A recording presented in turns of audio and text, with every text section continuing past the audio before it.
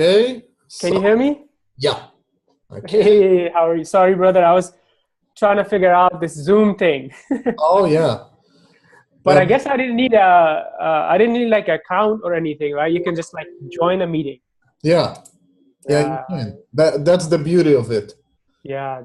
I kind of forgot. I've done Zoom with other for my other meetings, but I didn't remember if I like logged into those Hmm. or like how I was able to join. Okay. So how is everything with you? All good. So what time is it in Dallas? Is it It's 9:18 in the morning. 9:18 in the morning? Over here, it's almost yeah, it's the same thing, but 5 p.m. It's like 15 past Uh, 5 p.m. here, got it, got it. MT Where are you at, by the way? in Israel. Oh, got it, got it. Yeah, you're on the other side of the Yeah, I globe, am on the other. right? Kind of. Okay. So, All right. why don't you tell me a little about yourself, what you're currently doing, and go raw. Go raw. Tell me, what seems to be the problem, what you're looking to solve, or things like that. Got it, got it. Yeah, so I do a couple of things. Primarily, I run a social media agency. It's called iSocialU. So isocialu.com. That's the name of it. So I work with some big clients, some startups, and we do two things for them. Okay. One is help them build an engaging social audience. So create an audience, create a brand, Okay. and then number two is we help them generate leads and sales from that audience. So once someone has an audience, then we would create landing pages or Facebook ads using the different tools to help them generate business leads. In addition to that, I've also last couple of years started creating some online courses and resources. Mm-hmm. So that's like an additional sort of part or another thing that kind of ties into the business. But primarily, we help businesses with marketing, how to build an audience, and then how to generate leads. Those are the two main things. Okay. Okay, that's awesome. So, do you mostly do paid advertising, or you work mostly organic on social media? We do both. It depends on the sometimes when if, let's say if it's a startup and we're working with them, they don't have any paid budget in many cases, right? If we work with the businesses, then they do have some budget. Sometimes we work with like really big brands on some campaigns, like GE, Samsung. Mm-hmm. And in those cases, they have huge paid budget. So it really depends on the client and the campaigns that we are creating. Mm-hmm. But yeah, paid budget is always a component or a part of what we do. Mm-hmm. And what would you say is was the main obstacle for 2017, and what is the current obstacle for 2018 when it comes to scaling your business? Well, the service side is always I think it's sort of like a universally known thing that to scale a service is it's a challenge, right? Because when you increase the number of clients, you increase your team. Then how do you maintain the same type of quality, same type of relationship? So Mm-hmm. I think that was the challenge in 2017, and it's going to be there. Mm-hmm. What we are doing is we kind of putting the processes in place and really defining who's the ideal customer for us, so we can work with not necessarily a lot of clients, but maybe few clients, but high budget clients, high ticket clients, Okay. and really help them achieve their business and marketing goals. But I think that's a I believe everyone who runs an agency or service-based business, they run into that challenge. Mm-hmm. And how long have you been in the business? It's about 3.5 years now. 3.5 years. Yeah, yes, yes. And sorry about that. And Mhm. how much were you able to scale up? I mean, percentage wise, you started out 3.5 years ago, and Yeah. are you? Are you satisfied with your current scale up or not so much? I am. I'm really, I think the things that you learn along the way, I started with zero when I quit my job, but I planned it. I wanted to do it. Um, and I really, so everything that I grew in 3.5 years is upside. Mm-hmm.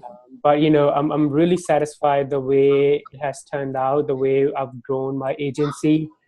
And really, I wanted to create something where obviously it's business. So I want to make money, Yeah. but at the same time, work with clients that I really like and enjoy. Mm-hmm. And not we can't. That's another thing that a lot of times people think that let's work with anyone and make money. But I believe whatever you do, you have an ideal client. There's specific people that you can work with and really help, and then there are other people that you may not be able to help. So my goal was to really hone into that. Who are the people that's ideal for me that I can really bring value to, Mm-hmm. and help them take their business to the next level. But to answer your question, yes, I'm really satisfied with how things have gone in 3.5 years. We have worked with some really big brands.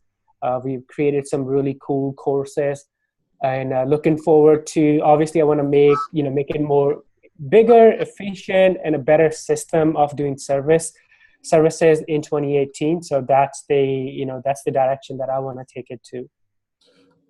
Do you have any kind of technological advantage over your, competitors, or you just do, Facebook ads and things like that? When you say technological advantage, do you mean if we have any product, a SaaS product? Yes. Yeah. Yes. So no, we don't have we don't have a SaaS product, but my background is I used to be a software engineer. Mm-hmm. And then I've worked at GE, Sprint, a couple of other, Microsoft, a couple of other mega brands. Mm-hmm. And I transitioned into marketing. Mm-hmm. So my background is, and if you look at it, is technology plus the art or the creativity side of marketing combined. So that turns out to be something that I discovered over time. One of my competitive advantage that when we work with clients, we're very data driven. Mm-hmm. We look at the data a lot. We look at the analytics a lot. Mm-hmm. Almost all the decisions we make, they're based on data, not necessarily guesses.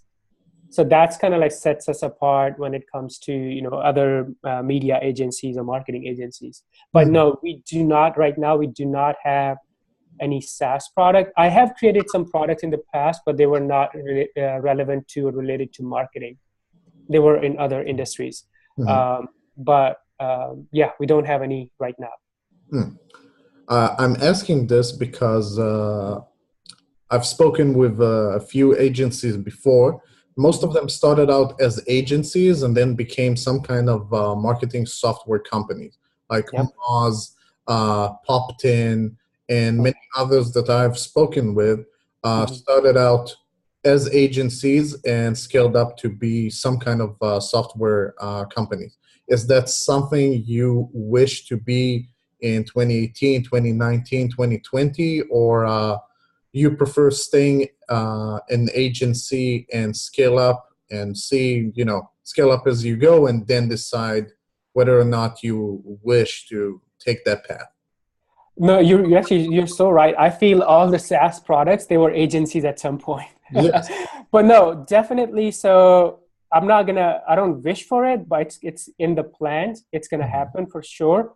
Like I mentioned, I did create some products in other industries.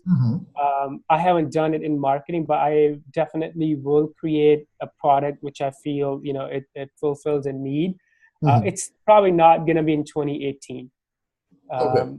So I'm sort of focused on serving more clients, and at the same time building one of the things that I believe I neglected in 3 years of running the agency. It was all about working with clients and serving them, but we kind of neglected our own brand, or I kind of neglected my personal brand. So I am through the courses I was able to help a lot of people, and I believe there's a room for that growth on the personal brand side. So that's where I want to focus on 2018. Okay. Uh, No, no, forgot what question I wanted to ask. Well, it happens, I suppose. Yes. So you started out as a software engineer working with engineering teams in general. I suppose you were also a team leader at some point. Yep. Would you say that working with a software team over working with a marketing team is completely different? Is it really true that software engineering teams are more of like oddballs in comparison to marketing people? Hmm. It's definitely, I've done both. I was a software engineer, then I was a team leader, then I went into product marketing, and then I was product marketing manager. So I've been in both trenches. I've managed both kind of teams. It's definitely different. It's Mm-hmm. hard to say that specifically here, do these two things when you work with marketers, and do these three things when you work with the developers or the technical team. I believe what you just have to be mindful when you work with a technology team. You Mm-hmm. just have to be, maybe take some time and learn and see how they respond, how they take instructions, how they execute, Mm-hmm. and then kind of learn from there, and then move forward with it. There's definitely differences. I can't pinpoint do's and don'ts in my mind. Some people are detail oriented. They need step by step instruction. Some people just need direction, Mm-hmm. and then they'll go and execute. They'll go be creative. Mm-hmm.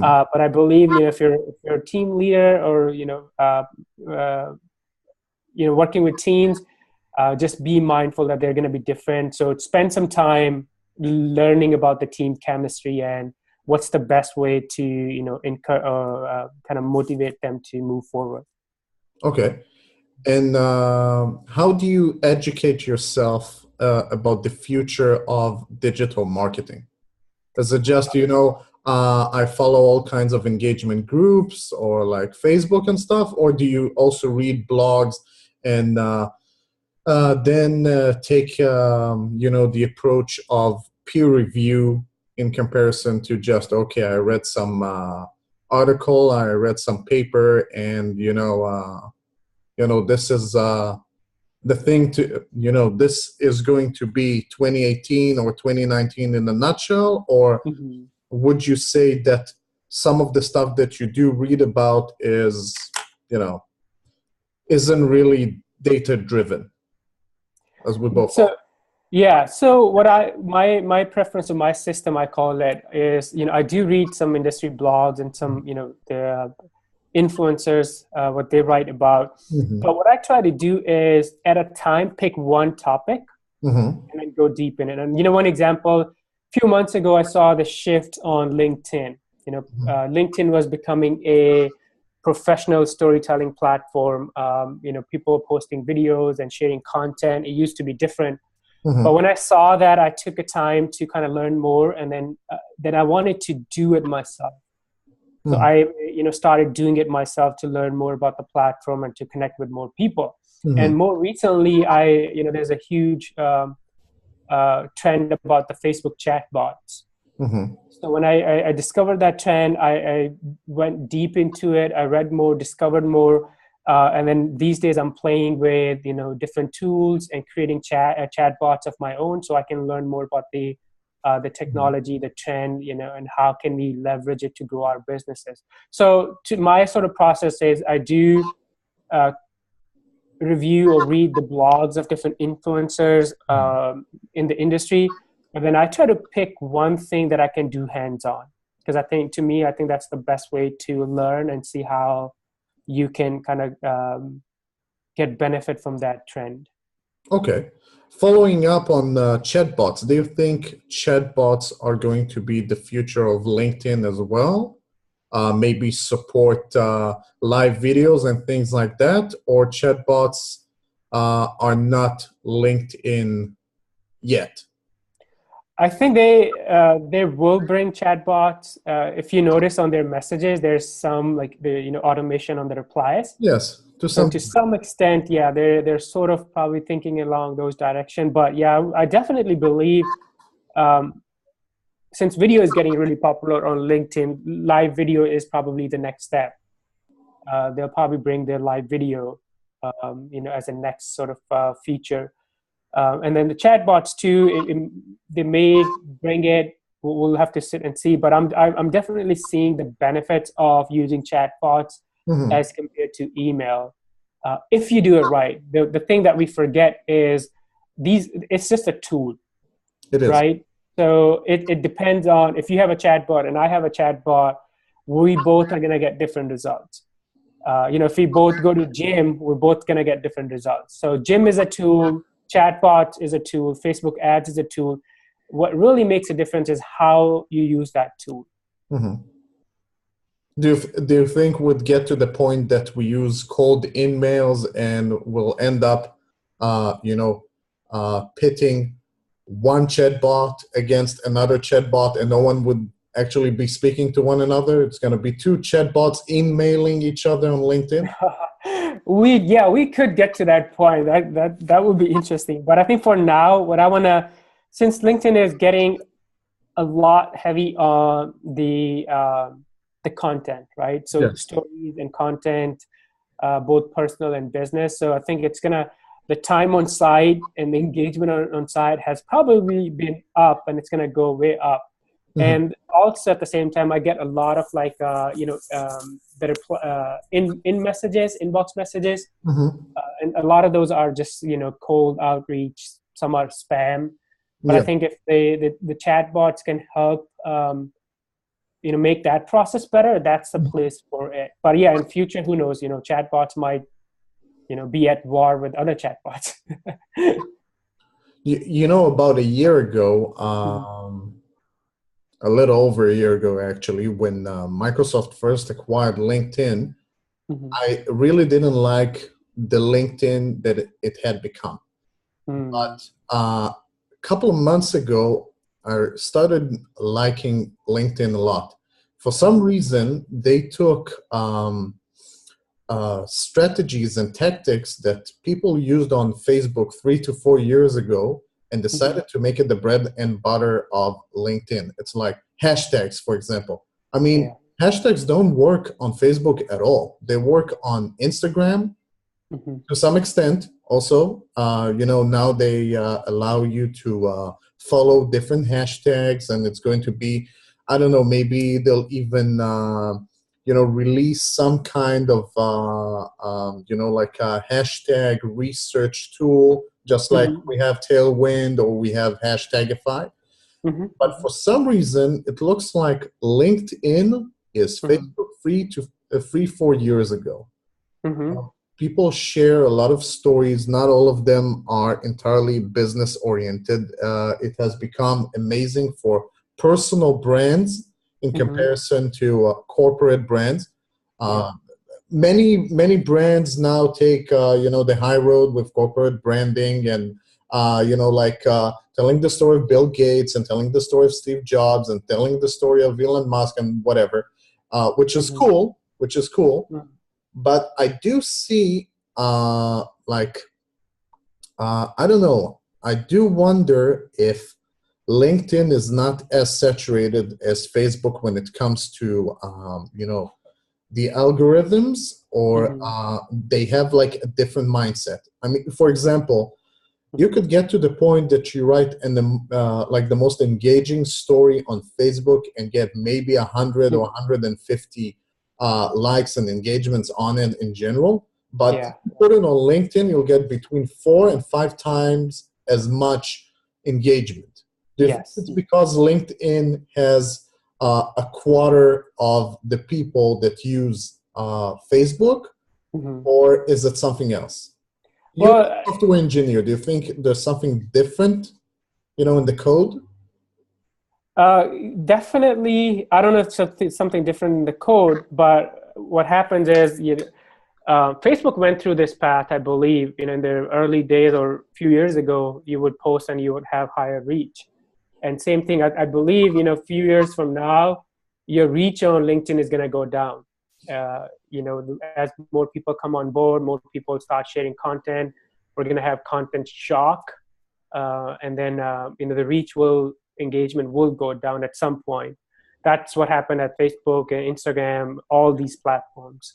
But for now, definitely, I think it's if you kind of look at the timeline, I think the content play and stories play started probably in early 2017.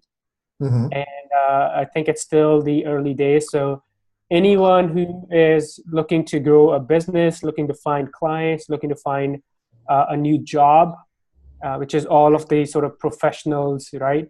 Mm-hmm. They should be active on LinkedIn and creating content with the mindset of how can I answer questions, or how can I help other people that are my target audience. So yeah, but to answer your question, yeah, I don't know what's in the code.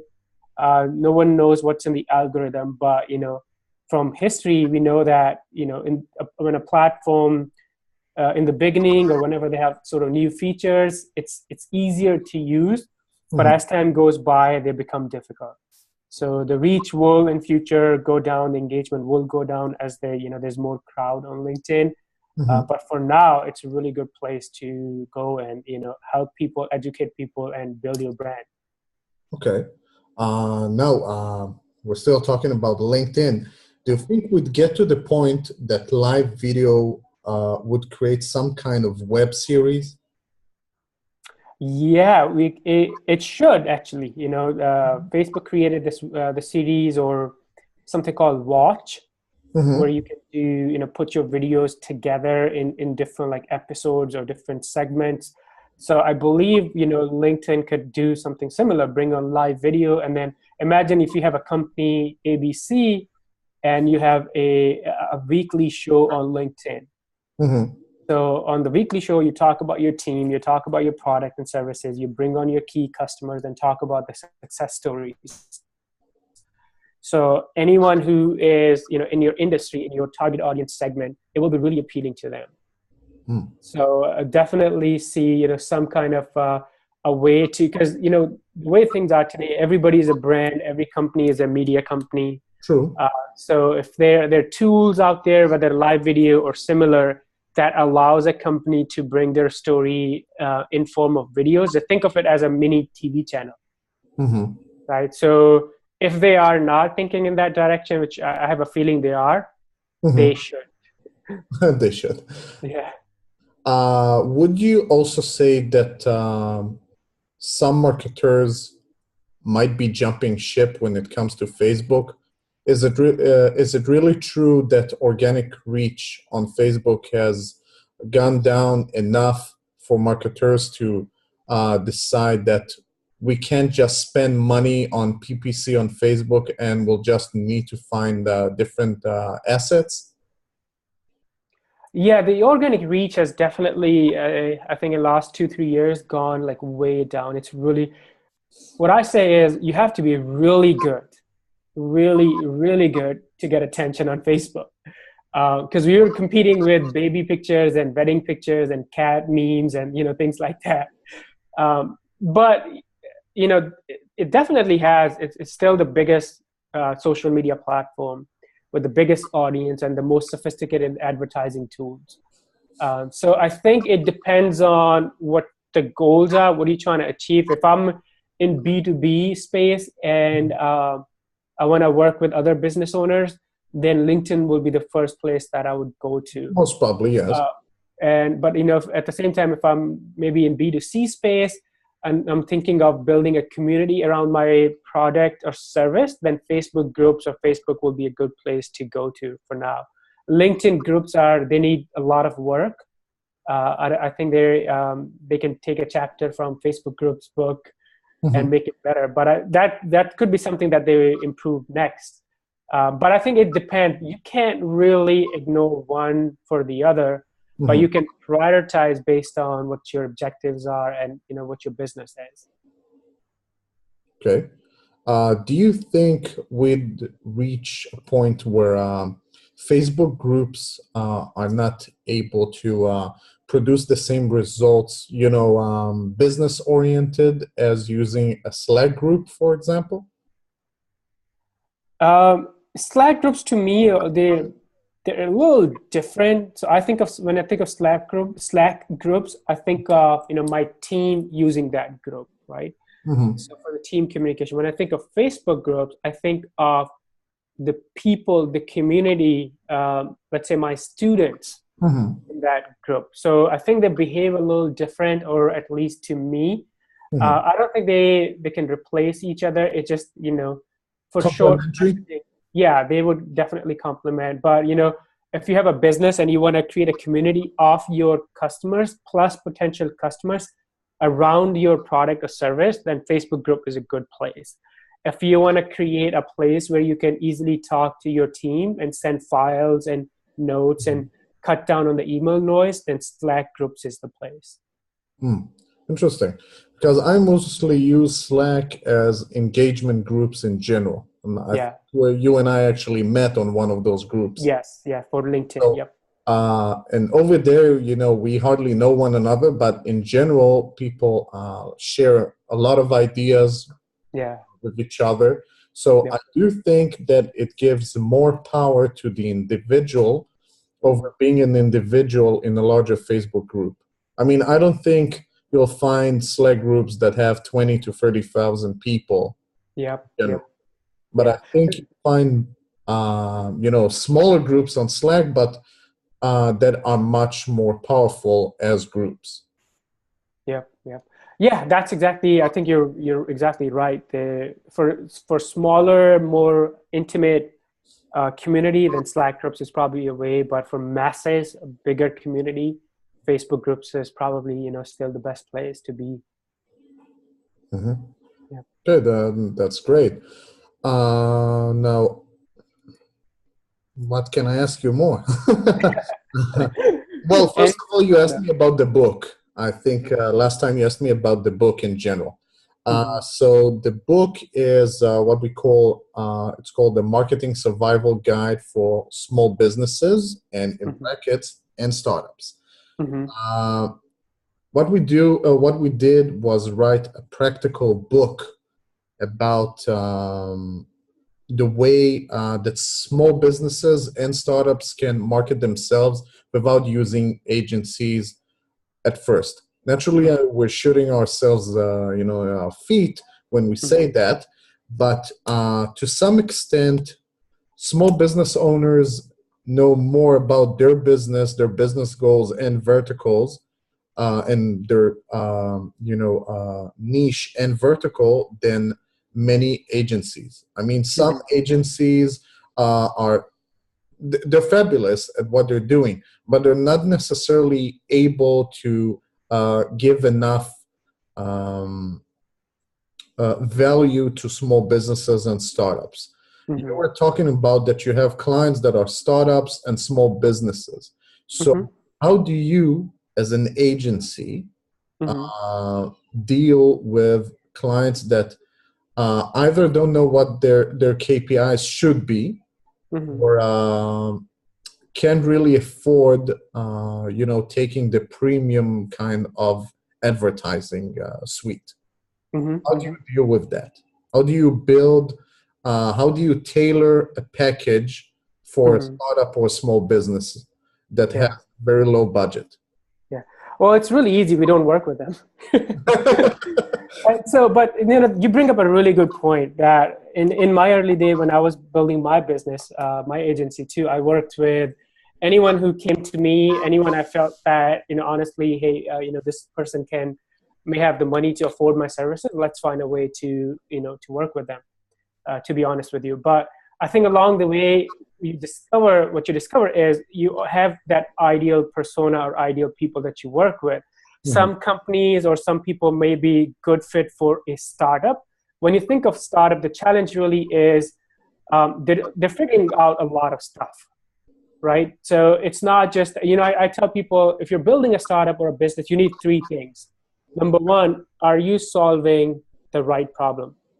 Number two, are people willing to pay for your solution? And number three, can you find these people at scale? So if you step back and think about the one and two, it's in the language of lean startup and startup, it's called customer development.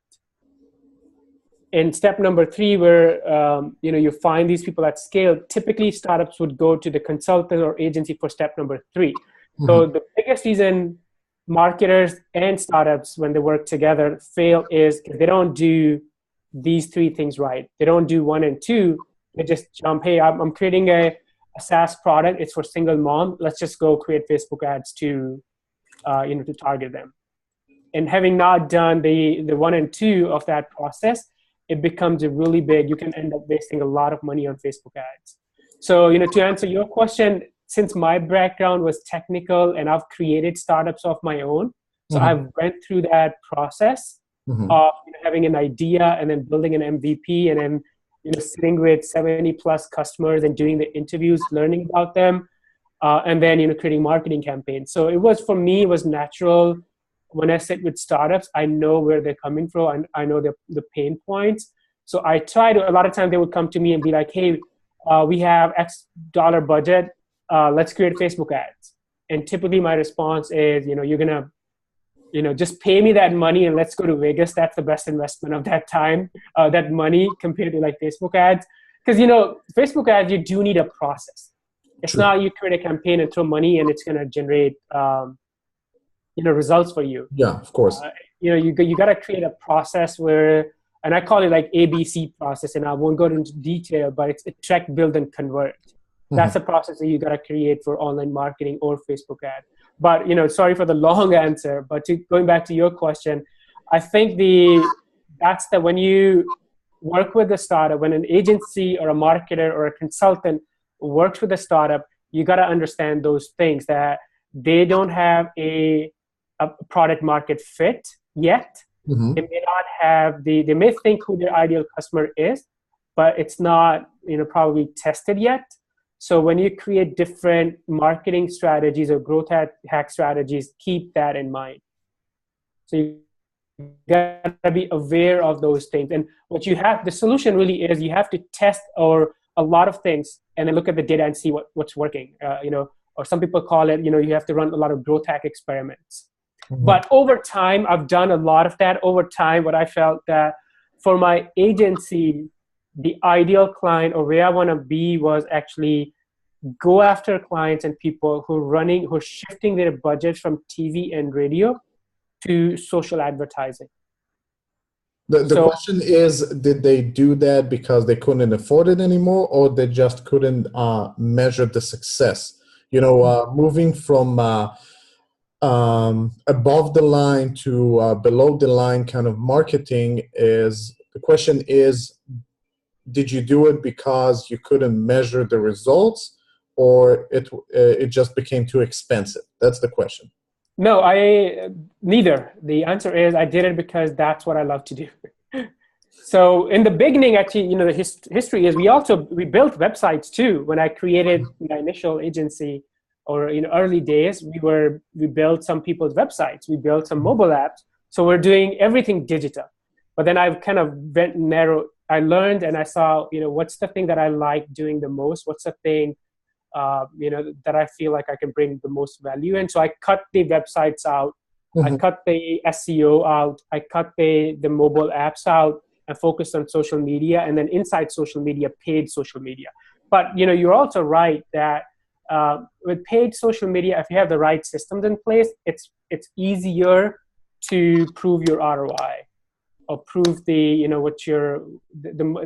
dollar spent and the leads, the value of the leads, things like that. It is easier. But the primary reason for me starting broad was to really see, number one, what's the industry like? Number two, out of everything, what do I like the most? And number three, I really didn't know anything in the beginning, right? So I was learning as I kind of went along this journey. But I'd started discovering things that I felt are more, number one, profitable. Number two, I like doing them the most. And number three, I felt that that's what people need the most. Because, it came to a point where a lot of clients would come to us and they'd be like, we have someone on our team. They can manage social media. We have a strategy in place.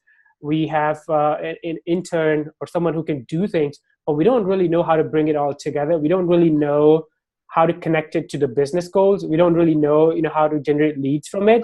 So they were struggling with that piece. So then I figured, when it comes to social media, it's probably easier for people to start posting and creating content. But on the other side, that's probably where they get hung up on. So that's the background history of, the business model shift. Yeah, most probably because people got to the point that they started creating content instead of creating content strategy to follow. Yeah. Mm-hmm. Yep. True. Okay, Ali, thank you for your time. Thank you for your time today. Naturally, we'll post this a little later on. Gonna see the video, Yep. and you can share it. You can share Absolutely. it on Facebook, whichever. I can send you the file also. Again, thank you, and have a great day. And enjoy the weekend and happy holidays. There's so many pleasantries that we need to exchange today, I see. Yes, so many plans. And thank you so much, AJ, for having me. Sure. I think it's really, what you're doing is really cool. Making more videos, encouraging people to get on the video, creating more content. There are a lot of things that are, valuable bites that people can pick up from your interviews. So, thank you for doing this, and thank you for having me. Sure. Thank you. All right. Take care. Bye. Bye.